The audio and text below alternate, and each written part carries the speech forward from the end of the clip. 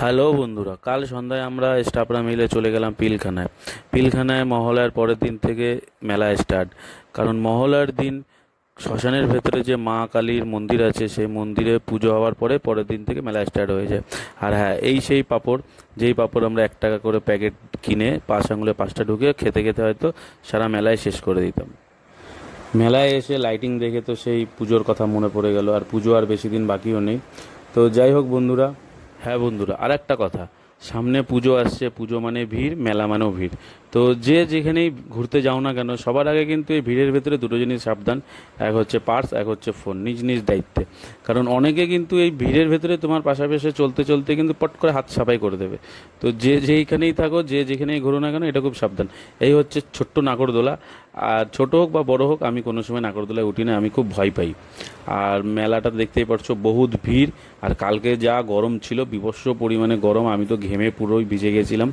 তো যাই হোক, তো বন্ধুরা, মেলাটার নাম বোধহয়, আমি যতদূর জানি, 51 কালী। কারণ এই বাইরে মণ্ডপে কিন্তু 51টা ঠাকুরের পুজো হয়, 51টা কালীরই বোধ হয়।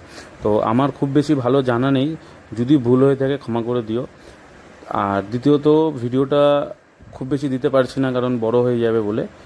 51 ঠাকুর দেখার পরে আমরা কিন্তু এবার ভেতরে চলে যাবো একদম আসল ঠাকুরের কাছে।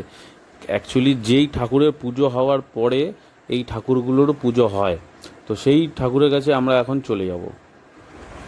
এখন আমরা চলে যাচ্ছি পিলখানা শ্মশানের ভেতরে মায়ের কাছে, মা কালীর কাছে। অ্যাকচুয়ালি যার পুজোর পরে এই মেলাটা হয়, বা যার পুজো উৎসব নিয়ে এই আজকে এই উৎসবটা হয়, যাকে মানে নিয়ে আর কি উৎসবটা হয়, তো সেইভাবেই। তো এখন তোমাদেরকে দেখাবো, এই হচ্ছে মায়ের কিন্তু আগের পুরনো মন্দিরটা ছিল। আর এখন কিন্তু মায়ের এই যে মন্দিরটা, এই যে মন্দির তোমরা দেখতে পাচ্ছ, মা এই যে, তো এই মাটা কিন্তু পাথরের, কালী মাটা কিন্তু পাথরের। ঠিক আছে, ফার্স্ট আমি যেটা জানি। আর এইটা হচ্ছে, এই মন্দিরটা নতুন করা হয়েছে, মানে নতুন বলতে অনেক বছর, বাট এটা নতুন। আর যেটা আগে দেখালাম সেটা হচ্ছে পুরনো। আর এবার আমি একটুখানি শ্মশানের ভেতরটা ঘুরে দেখছি। তো ঘুরে দেখতে দেখতে আমি দেখতে পেলাম যে শ্মশানে কিন্তু কাঠের চুল্লিতে কারোর দেহ দাহ করা হচ্ছে। এটা কিন্তু একটা খুব মানে ভাগ্যের বিষয় যে মন্দিরে মাকে দর্শন করতে গিয়ে কারোর একজনের মানে দাহ দেখা গেল। আর কথাতেই আছে যে ছোটবেলা গুরুজনেরা বলতো যে কখনো যদি তুমি রাস্তাঘাটে দেখো যে কোনো মরার গাড়ি আছে বা কিছু, নমস্কার দিতে। কারণ এই কারণে বলা হয়, কারণ সে কিন্তু শুভ, যার জন্যই আমরা নমস্কারটা দিই অ্যাকচুয়ালি। ঠিক আছে, তারপরে আর যাই হোক, আমি বাড়ি ফেরার পথে এরকম দুটো টুনি বাল্ব নিয়ে নিলাম, যে জারের ভেতরে ভরা আছে। 50-50 100 টাকা দিয়ে নিয়ে